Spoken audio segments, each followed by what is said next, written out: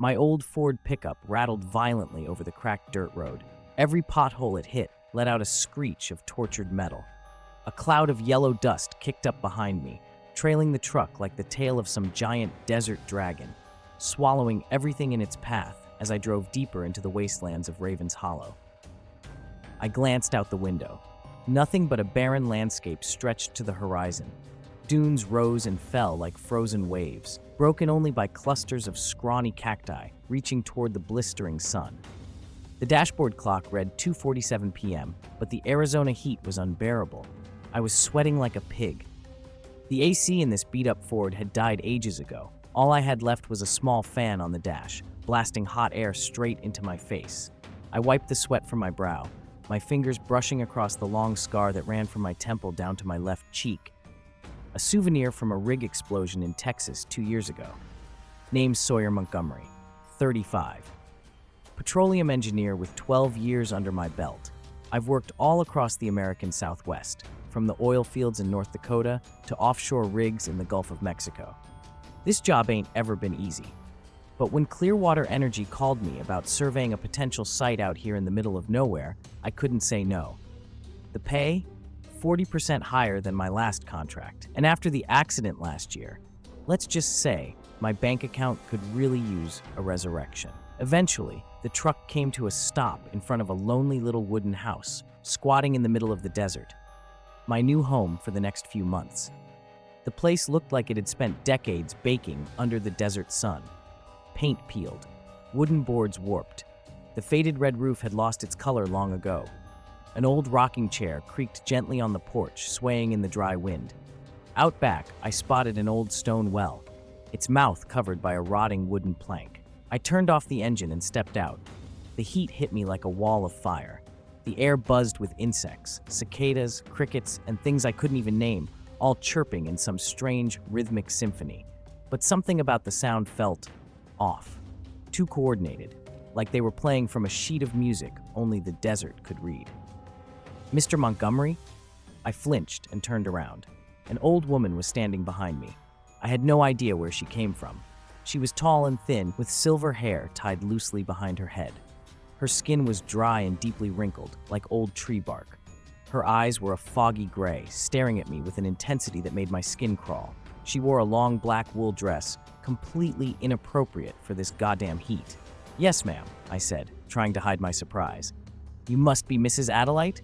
She nodded slowly, like the movement took real effort. "I've been waiting for you," she said.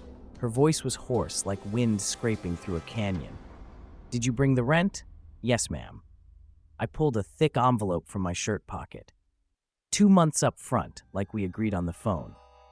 She took the envelope, but didn't open it. Instead, she stared at me, like she was reading something deeper written on my face. "Mr. Montgomery, before you move in, there's something I need to give you." She reached into the folds of her dress and pulled out a piece of old, yellowed paper, creased and folded too many times to count. "This is a list of rules you must follow while you stay here. Not just in the house, but in all of Ravens Hollow," I frowned. "Rules? I thought this was just a basic rental." "Nothing is ever basic in Ravens Hollow, Mr. Montgomery." She handed me the paper. Her fingers brushed my hand, cold as ice. "Read them carefully and follow them. Your life depends on it." I took the paper. It felt fragile, like it might crumble in my hands. Unfolding it, I saw handwritten lines in black ink. The handwriting looked like it belonged in another century. House rules at Ravens Hollow. 1. Do not go outside after 7 p.m. If you absolutely must, bring an oil lantern. Do not use flashlights or any electric lights. 2. Never look directly into the old well behind the house. If you see anything moving down there, turn around immediately and say out loud, "I am grateful for Ravens Hollow." Balance. 3. If you hear knocking on your door after 9 p.m., do not open it. Just say, "Sorry, I've already gone to bed." And wait until the knocking stops completely. 4. Only use tap water between 6 a.m. and 6 p.m. After that, it will have a strange color and smell. Do not drink it. Do not touch it. 5. If you see a human-like shadow moving inside the house and you know you're alone, say loudly, "I ask permission to stay here." Then continue whatever you were doing. 6. Never stay on a phone call for longer than 11 minutes. If it goes over, hang up immediately and cover all the windows with sand. 7. Under no circumstances should you let all the lights in the house go out at once, even during the day. At least one light source must stay on at all times. 8. Every night before bed, place a full glass of water near the window and say, "For the thirsty souls." If it's empty by morning, don't ask why. I finished reading and looked up at Mrs. Adelaide, raising an eyebrow. "You're kidding, right? These rules sound like something out of a creepy fairy tale." She didn't smile. "You can believe them or not," she rasped, "but follow them. Many before you didn't." She paused, her eyes drifting toward the desert. "They couldn't leave this place anymore." "What do you mean by that?" "You'll understand soon enough." She turned away and stepped up onto the porch. "Keys under the left cactus pot. Move in whenever you're ready." "Wait," I called after her. "Where do you live? I mean, how do I reach you if I need anything?" She stopped, not turning around. Her voice came like a breeze through the sand. "I'm everywhere. In Raven's Hollow, Mr. Montgomery. When you need me, I'll know." And with that, she stepped inside. The old door creaked shut behind her. I was left standing alone in the desert, the strange list of rules still in my hand. The wind had picked up, flinging sand against my face. I glanced back at the truck. For a brief second, a thought crossed my mind. Should I just drive back to the city? But then I remembered the generous paycheck, the empty bank account, the fact that I didn't really have many options. "It's just a few months," I muttered. "Weird old lady rules, probably just some personal quirks." I grabbed my bags from the truck bed and found the key under the cactus pot. It was heavy, bronze green with age, much heavier than I expected. When I opened the door, a wave of musty air hit me. Inside, the house had just 4 rooms: a small living room, a single bedroom, a modest kitchen, and a bathroom. The furniture was basic but functional: a single bed, a rickety wooden table, a few chairs, and a noisy little fridge buzzing in the corner. I dropped my bags and sat down in the creaky chair, reading the list of rules again. The more I read, the colder I felt, like something invisible was crawling up my spine. There was something about the handwriting, the specific instructions. It didn't feel like a prank or the eccentricity of some lonely old woman. Especially rule number 2, the one about the well. I couldn't help but glance out the back window, where the old stone well stood silently in the sun. From this angle, I could see the rotting wooden plank covering its mouth. There were cracks between the boards. And I swear, I could see something shift down there. I shook my head, trying to brush off the thought. Probably just a shadow, I told myself. Or the wind rustling some leaves. But then I looked up. There were no clouds in the sky, and there wasn't a single tree anywhere near that well. I got up and started unpacking, trying to keep my mind focused on something practical. Hung my clothes in the closet, set my laptop on the desk, checked the fridge. Inside, there was a bottle of water, a carton of eggs, and a pack of old bread. Not much, but enough for dinner. As night began to fall, I noticed something strange. The insects had gone silent. The desert, which had been buzzing with cicadas and crickets just an hour earlier, was now drowned in an unnatural blow, heavy silence. I glanced at the clock, 6:58 p.m. 2 minutes until 7, rule number 1. My heart started beating faster. I wasn't sure why. "It's just a coincidence," I whispered to myself. "Maybe desert bugs have their own weird cycles." 7 p.m. Exactly. A strange sound came from behind the house. It was like something scratching against wood. I froze, listening. It came again, rhythmic, like someone was tapping out a message in Morse code. I crept toward the back window and cautiously peeked outside. The last light of the sunset was fading. The desert was sinking into darkness. And there, next to the old well, I saw a figure moving. Not a cloud, not the wind, a human-shaped figure. Tall, thin, standing still beside the well, staring directly at the house, at me. I stumbled back from the window, heart pounding. Maybe it's Mrs. Adelaide, I thought. Or maybe someone from nearby? But when I dared to look again, it was gone. I stood frozen in the dark, the rule sheet trembling in my hand. For the first time since arriving in Raven's Hollow, I started to wonder, did I make the right choice coming here? Outside, the desert wind began to howl, like the sigh of some ancient creature waking from a long slumber. And somewhere, buried in the shadows beyond the house, I could have sworn I heard someone whispering my name, Sawyer, Montgomery. I flipped on the living room light, suddenly remembering rule number 7. Never let all the lights go out at once. A warm yellow glow filled the room, casting strange shadows that danced along the walls. But at least it made me feel a little safer. I sat at the table and opened my laptop, trying to focus on work. I had a report to file for Clearwater Energy. The sooner, the better. But no matter how hard I tried, I couldn't concentrate. My eyes kept drifting toward the windows. My ears strained for every sound outside, and slowly a feeling crept over me. Someone or something was watching me from the dark. My eyes snapped open in the dark. The clock read 3:24 a.m. It wasn't a sound that woke me. It was the silence, a silence so complete, so absolute, it felt like the entire world was holding its breath. Even the desert wind had stopped. Like everything was hiding behind some invisible curtain, waiting for something to happen. I lay there in the old creaky bed, blanket pulled up to my chin, yet I felt bone-deep cold. The wooden house groaned quietly around me, like it was breathing. The light in the living room was still on. I hadn't dared turn it off. Rule number 7. That weak yellow glow spilled through the crack under the bedroom door, casting flickering shadows that danced on the walls. I had left a small voice recorder running on the table out there, an old habit from my line of work. Sometimes strange vibrations or noises could indicate geological instability. But tonight, I had a feeling it would be recording something else entirely. Then I heard it, a sound from behind the house. Not the wind, not insects, water, like someone drawing water from a deep well. The metallic clank of a bucket hitting stone, echoing steadily through the silence of night. But something about it was off. Too regular, too mechanical, like it wasn't being done by a person, but by an ancient machine, repeating a motion it had performed for centuries. I sat up, straining to listen. The sound looped again, the bucket, the splash, the clank, and in between those sounds, I heard something else. Breathing, wet, heavy, labored. I stood and walked to the living room. On the shelf, exactly where Mrs. Adelaide had left it, was an old brass oil lamp. The wick was still soaked in fuel. I lit it. The tiny orange flame fluttered in the still air, casting trembling shadows across the room. "I am grateful for Raven's Hollow," I whispered, barely able to keep my voice steady. Rule number 2. Say the words if you see movement near the well. I am grateful for Raven's Hollow. I am grateful. But the water-drawing sound didn't stop.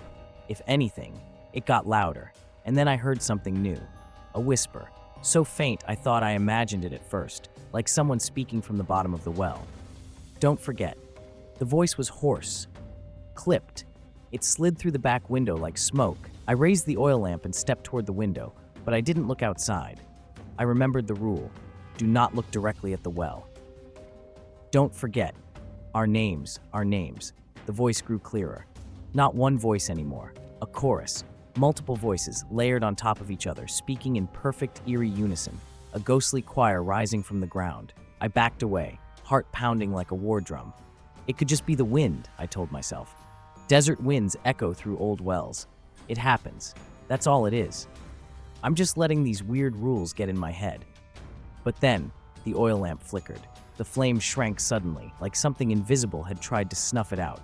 And in that split second of dim light, I saw a figure pass by the window. Tall, thin, gliding, not walking, like its feet never touched the ground. Then, bang, bang, bang. The sudden knocking made me jump, almost dropping the lamp. But it wasn't from the back door, it was the front. Someone was on the porch, pounding hard against the wood. "Sawyer, open the door." Sawyer. The voice, I recognized it. Jack Brennan, a colleague from Clearwater Energy. We had worked together in North Dakota last year, but Jack wasn't assigned to this project, and what the hell was he doing here, at nearly 4 in the morning? "Sawyer, I know you're in there. It's urgent." I looked at the clock, 3:47 a.m. According to rule number 3, I wasn't supposed to open the door for anyone after 9 p.m. But this was Jack, a real friend, a real person. Surely the rule didn't apply to emergencies like this, right? I stepped closer to the front door. The knocking continued, loud and urgent. "Sawyer, I know you can hear me. Something's wrong. You need to open up." I peeked through the sliver between the curtains. Outside stood Jack. His shirt was wrinkled and soaked in dust. His face was streaked with grime.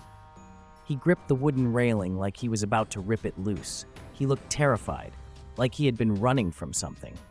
"Please, just open the door," his voice cracked. I gripped the doorknob tight, my mind spinning.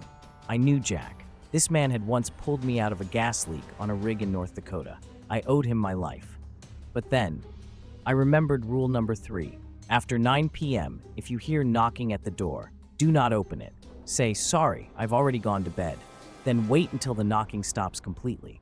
I took a deep breath and said, loud enough to be heard, "Sorry, Jack, I've already gone to bed." The knocking stopped immediately. No response. I stood still, listening, holding my breath. A few seconds later, "I understand," the voice returned. But this time, it wasn't quite right. Not exactly Jack. It was like someone imitating him. The same words, half a beat too slow, flat, robotic, wrong. I understand. I understand. I understand." I stumbled backward, heart slamming against my ribs. The oil lamp flickered again. Its flame shook as if something invisible had blown across it. Click, click, click. The doorknob turned, just slightly. I froze. No one should be able to open it from the outside, unless I hadn't locked it. Had I locked it? I couldn't remember. My hands were shaking. Cold sweat poured down my back despite the still air. "Sawyer," the voice was back, right up against the door now, whispering. "You're afraid, aren't you?" It paused. "I'll wait for you, down at the well." Bang! The door shook violently, the whole house trembling with the impact. I stumbled backward, clutching the oil lamp like a lifeline. And then, silence, complete and total. I stood frozen, counting seconds with my breath. No footsteps, no retreating sound, no car, nothing, just quiet. I peered through the peephole. My heart threatened to burst through my chest. The porch was empty. No Jack, no footprints, no sign that anyone had ever been there. The night outside remained pitch black. But somehow, I knew it was still out there, watching. I backed away, drew all the curtains, locked every bolt and latch, then sat at the table and opened my laptop. I tried to find the email from Clearwater Energy, hoping to see if Jack had been assigned to this location, but the internet was barely functional. The browser spun endlessly, until finally a message popped up. "Connection lost. Signal not found." I slammed my hand on the table in frustration. What the hell is going on here? I pulled out my phone. No signal. No 4G. No Wi-Fi. Nothing. I was completely cut off in the middle of the desert. That night, I didn't sleep. I sat in the chair, eyes scanning every corner of the room. The oil lamp never left my hand. Its glow, my only protection from the darkness pressing in on every side. This house wasn't a home. It was a cage, and I was just a man trapped inside, surrounded by rules I didn't understand, and shadows waiting for my first mistake. Dawn broke. The first rays of light filtered through the curtains, washing the room in a soft amber glow, a fragile kind of reassurance. I was still awake. My eyes were dry, burning in their sockets. My body ached from sitting motionless all night on that stiff wooden chair. But I couldn't sleep. I couldn't afford to let my guard down. Because I knew, whatever knocked on my door last night wasn't Jack. I stepped onto the porch. The morning desert sun made me squint. The sand was still there. The well was still there. Everything looked normal. But then I noticed something strange. No footprints on the porch. No boot marks. No scuff marks. Nothing to show anyone had stood here all night. I swallowed. My throat was dry like sandpaper. Rule 4 flashed through my mind. Water from the tap may only be used between 6 a.m. and 6 p.m. After that, it will change in color and smell. Do not drink or touch it. I rushed to the bathroom and turned on the faucet. The water ran clear, cool, odorless. I cupped my hands and drank deeply. It felt like relief washing over my nerves, easing the tension that had knotted up from the night before. But when I looked up, I saw my reflection in the mirror, and I froze. I was smiling, wide, grinning from ear to ear. But I wasn't smiling. The face in the mirror was smiling, but I wasn't. I immediately turned away, a chill rolling down my back like someone had poured ice water down my spine. I turned to look again. The mirror now reflected an empty room. No me. No one. I stumbled backward, bolted out of the bathroom, and threw open a window to gulp fresh air. But instead of relief, all I felt was an eerie emptiness wrapping around me, like I had left something behind in that mirror, some part of me that was no longer here. 9:13 a.m. I decided to head out to the site marked in the project files. If I was here for work, I needed to at least pretend I was in control. I drove west, following the directions Mrs. Adelaide had given me.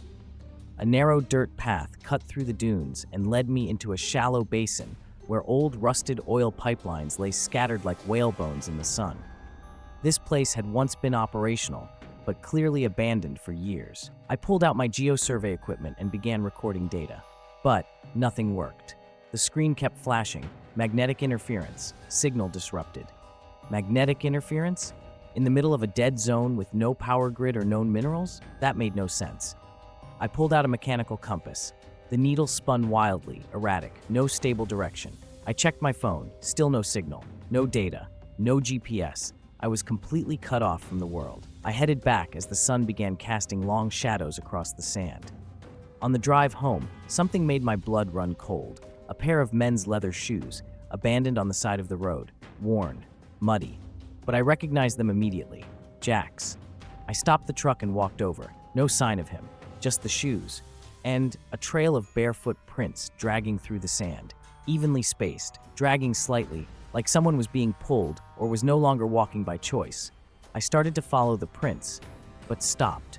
The sky to the west was turning a dusky gray-purple. My watch read 6:38 p.m. I couldn't stay out after 7. I turned the truck around and headed back, a rising panic pressing against my ribs. Night 2 in Raven's Hollow was coming, and this time, I knew for sure it wasn't going to let me rest. Night 2. I shut every window before the sun went down, locked the doors, bolted them tight, placed oil lamps in each room, made sure at least one source of light stayed on. Rule 7. I skipped dinner, not hungry, just cold. Not the kind of cold from air or temperature, but the kind that crawls into your spine, seeps from the walls, from the silence, from the thought that I'd stepped into something I couldn't understand. 8:46 p.m. I sat at the desk. The list of rules lay in front of me, yellowed and fragile under the dim amber light. The ink had begun to smudge. The handwriting looked unstable, as if written by a hand that didn't quite belong to a human. I read each rule again and again, searching for a loophole, a rational explanation, some hint that maybe this was all just in my head. But the rules were too specific, too clear, too real. 9:03 p.m. Knocking. This time I didn't move, just sat there, listening. 3 knocks, then silence. 10 seconds later, 3 more. No voice, no calling out, just a rhythm. I shut my eyes and whispered, "Sorry, I'm already asleep." The knocking stopped. A minute later, I got up and walked to the window, placed a glass of water on the small table beside it. Rule 8. I stared at it for a long moment. "For the thirsty souls," I murmured, feeling like a priest making an offering to the darkness. Then I turned off every light except for one oil lamp, crawled into bed, and pulled the blanket over my head. I didn't plan to sleep, but exhaustion closed my eyes without asking. I opened them in a dream. At least I thought it was a dream, because everything looked the same. Same bed, same cracked clay-colored walls, same flickering oil lamp. But outside the window, whispers, not one voice, many, countless. They stood out there, murmuring without pause. "Sawyer, Sawyer, Sawyer." I didn't dare look, but I could feel their eyes on me, burning through the walls, cutting through the glass, drilling into my mind. I covered my ears, but the voices weren't heard. They were felt. Words that crawled directly into the folds of my brain. "You sleep on their land now. You crossed the boundary. Now you must remember every rule." Then the whispers turned to a lullaby, an ancient, cracked melody, sung off-key by something long dead. I screamed and woke up. My shirt was soaked, heart pounding out of rhythm. Mouth dry as bone, I sprang from bed, looked around. No one. I rushed to the window. The glass of water was empty. But what froze me wasn't the empty glass. It was the writing next to it, scrawled in some black, sticky substance across the wood. "Next time, don't forget our share." I backed away. The oil lamp on the table flickered violently. The air felt crushing, like stone pressing on my chest. I stumbled toward the mirror and saw myself, but at the corner of my mouth, a smear of black. Like I'd drunk something that wasn't water. The next morning, I woke up with a head full of lead. Eyes burning, body aching, like I'd been dragged through a nightmare by something with claws. I stumbled to the mirror. No black stain on my mouth. No visible signs, at least not physical. But deep inside, I felt like a piece of me was missing, like something had fed on me in the night. I brewed coffee and sat by the window, staring at the well. The wooden cover had shifted. I was certain it had been intact last night. Now, one side had been pushed upward, revealing a jagged crack, a narrow black slit like the eye of something ancient and hungry. I didn't look too long. Adelaide's warning echoed in my skull. If you see anything moving in the well, turn away and say, "I am grateful to Raven's Hollow. Balance." I repeated the words in my head like a prayer, as if they were the only thing holding my shape together. Most of the morning, I spent trying to recalibrate my survey equipment. Everything was still scrambled, magnetic interference across all devices. Nothing worked. I grabbed the old voice recorder I'd left running in the living room, rewound it. At first, it was just wind, me scribbling notes, the occasional creak of the house. Then, at exactly 2:46 a.m., a shift in tone. Whispers. Not the wind, not animals. Voices. Dozens, maybe hundreds, all speaking at once, layered on top of each other, chanting in a wet, suffocating drone. I turned the volume up, tried to focus. One voice came through clearer than the rest. "Don't forget our share." Another. Sawyer drank it. Then he left the door open. And finally, he looked. I shivered. I hadn't opened the door. I hadn't looked into the well. Had I? Maybe in a dream? I opened my laptop and pulled up the map sent by the company. The marked location for the potential oil site was farther north, a place I hadn't visited yet. I decided to go there tomorrow. I needed to get out of this house, away from that well. That night, I kept myself busy, lit every lamp in the house, placed a fresh glass of water by the window, started the recorder again, and poured myself a small bottle of whiskey, the only thing that could numb the edges of my thoughts. 9 p.m. No knocks, no shadows near the well, no strange noises, just a silence that felt too perfect. I stayed awake, huddled in the corner, eyes glued to the flickering oil lamp. 1 hour passed, then 2, and then footsteps. Not from the front porch, not the back door, from above. I looked up. The wooden ceiling creaked faintly, as if someone was crawling overhead. There was no second floor. This house had only one level. I was sure of it. The footsteps stopped right above me. Then a whisper drifted down through the ceiling, quiet, distorted, but unmistakable. "You forgot a rule." I bolted upright, heart hammering. What rule? I'd followed every one. I unrolled the old sheet of paper, and there, a new line. It hadn't been there last night. 9. Do not drink alcohol inside the house after 10 p.m. If you do, accept the gaze of the darkness. I looked at my hand. The bottle was open, half empty. The clock read 11:12 p.m. Footsteps again, but this time from below, under the floor. The footsteps below continued, slow, rhythmic, as if something was walking in circles beneath me, underground. In a basement I didn't know existed. I aimed the oil lamp at the floor. There were no seams, no trapdoor, just old wooden boards, worn and dusty from years in the desert. But the sound persisted, clear, getting closer. Then it stopped, right beneath me.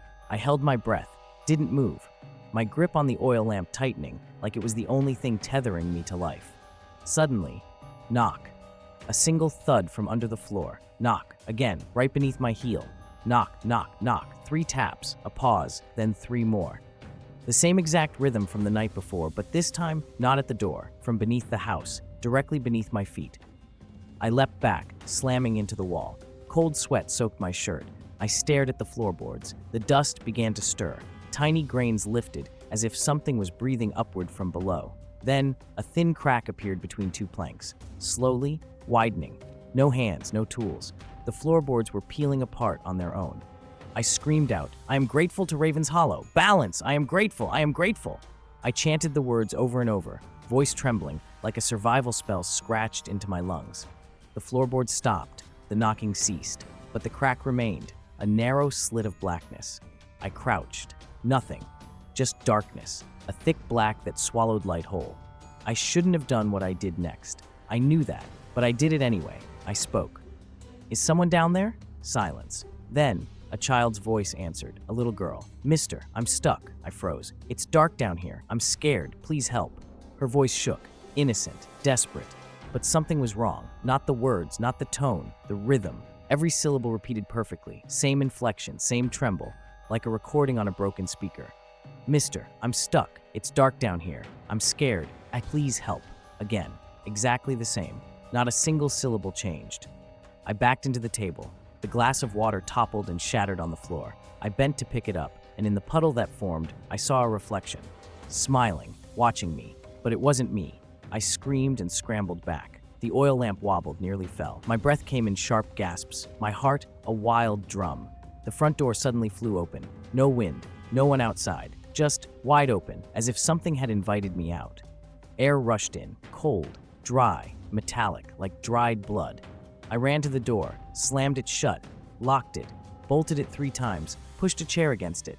Then I lit another lamp. I couldn't let the light go out. I couldn't. I mustn't. A quiet laugh echoed behind me. I whipped around. No one there. But I knew something was in the house, and it didn't need a door to get in. I stayed up all night. Didn't dare close my eyes. Didn't dare turn off the lights. Didn't dare go near the crack in the floorboards again. I just sat there, in this cramped house, glowing with oil lamp light, and listened for even the smallest sound. The wind whispering through the doorframe, the walls groaning in the dark, the whispering seeping from every corner like 100 chants rising from deep underground. By dawn, I stepped out as soon as the sky lightened. I didn't bother locking the door, because if something could get in, a wooden latch wouldn't make a damn difference. I drove north of Raven's Hollow, toward the spot marked on the survey map. The road was rough, weaving through dune after dune. The desert here felt different from the land around the lodging house. The trees were sparser, the rocks darker, and no insects, no crickets, no wind, just silence thick like a blanket pressed over your mouth. When I arrived, I turned off the engine. Ahead of me was an old drilling site, abandoned long ago. Metal pipes jutted from the ground, tilted and rusted, like the broken necks of dead animals left to rot. I stepped out. The ground beneath my boots felt soft, too soft. I took out my seismic sensor. This time it actually worked, but the readings weren't geological. They weren't the tremors of oil movement. They were rhythmic, cyclical, like a heartbeat. I stood frozen. Then instinctively, I looked down. The ground under my feet was rising and falling, slow, measured, as if something alive was breathing just beneath the surface. I stumbled back. A small fissure opened right where I'd been standing. From it, a thin black mist floated upward, reeking of burnt meat and old liquor. Panicked, I sprinted back to the truck, started it, and peeled away from that place. When I returned, she was there. Mrs. Adelaide sat in her usual spot on the porch, in that old rocking chair. A tiny pocket watch rested in her lap. She didn't look at me. "You saw it, didn't you?" Her voice was calm. I stood there, my heart still pounding. I didn't know whether to scream, cry, or beg. What did I see? "What the hell are you hiding in this goddamn place?" She didn't answer right away, just gently rocked her chair. "Tick, tock, tick. Raven's Hollow isn't meant for outsiders," she whispered. "You don't belong here." "I was lied to," I said, my throat raw. "There's no oil project here. Is there?" She finally looked at me, and for the first time I saw pity in her eyes. "No," she said. "There's no oil, no survey, no company." I staggered, mouth dry as sand. Then, "Who sent me here?" She looked straight into my eyes and said just 3 words. "They called you." I blinked, confused. "They?" "The ones beneath, under the well, under the house. They've been sleeping for years, until someone broke a rule, took a wrong step, listened too closely." I stumbled backward, feeling like reality itself was slipping away. "I'm just an engineer," I whispered. "I came here for work." "There's no work left," she said, soft, final. "Only the rules. And if you want to survive, you'll follow everyone. Word for word, no more less." I wanted to ask more. But Mrs. Adelaide stood and without another glance walked down the dusty road. The wind picked up, tugging at the thin black hem of her dress until she vanished into the swirling haze. Just like the first time I met her, no footprints, no sound, nothing. I stepped back inside. The crack in the floorboards was gone. No splinters, no dust, like it had never been there. But I knew it was still there. They were still there. And tonight, I wasn't sure I had enough strength left to remember all the rules.